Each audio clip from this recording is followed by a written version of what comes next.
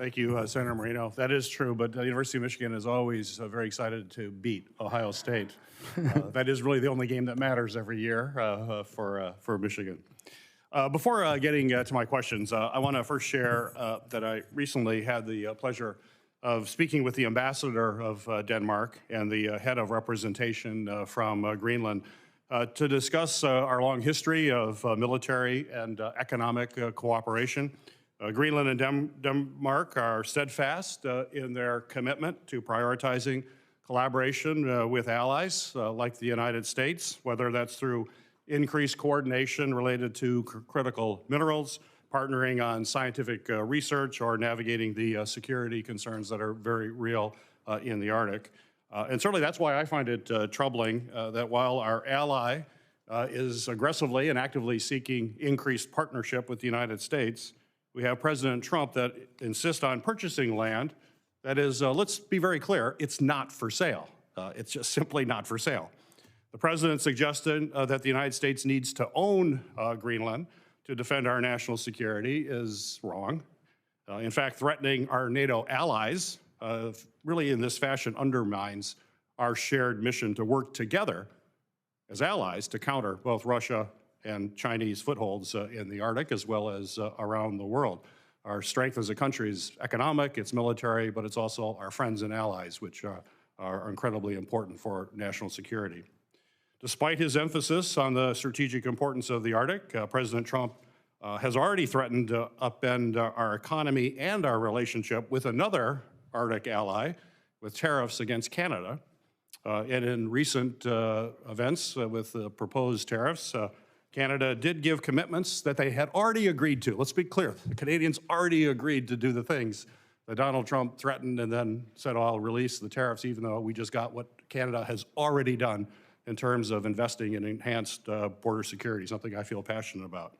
So I'm concerned we're seeing the same thing here. Reckless foreign policy and economic policy ideas that really have no benefits for Americans and distract us from what we really need to be focused on.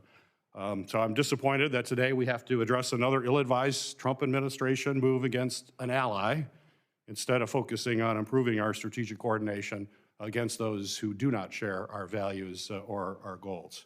So with that, I have a few questions. First off, Dr. Pincus, Michigan certainly knows the importance of maintaining our Coast Guard's ice-breaking fleet.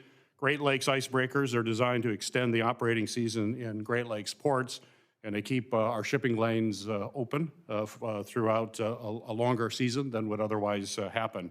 As we've discussed today, the rapidly changing Arctic landscape marked by melting ice and increased accessibility means that icebreakers are going to play an even more pivotal role to maintain shipping in the Arctic.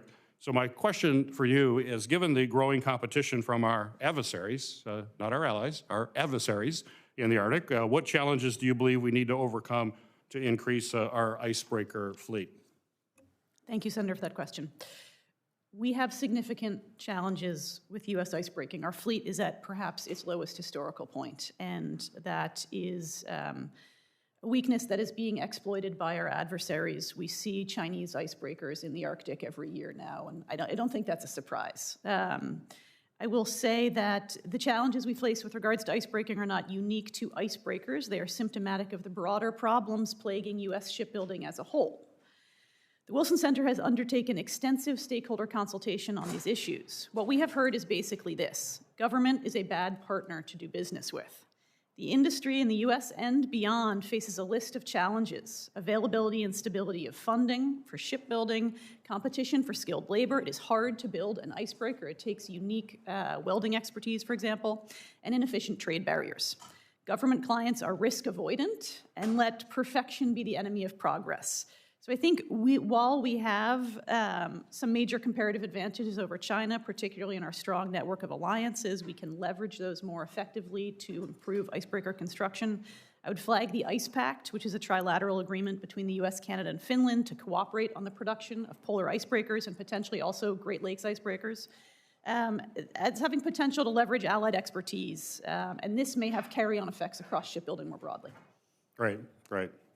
Dr. Mercer, I know that both Arctic and Antarctic research requires collaboration across a number of government agencies, and that this research is absolutely key to our understanding as to how to operate in those regions.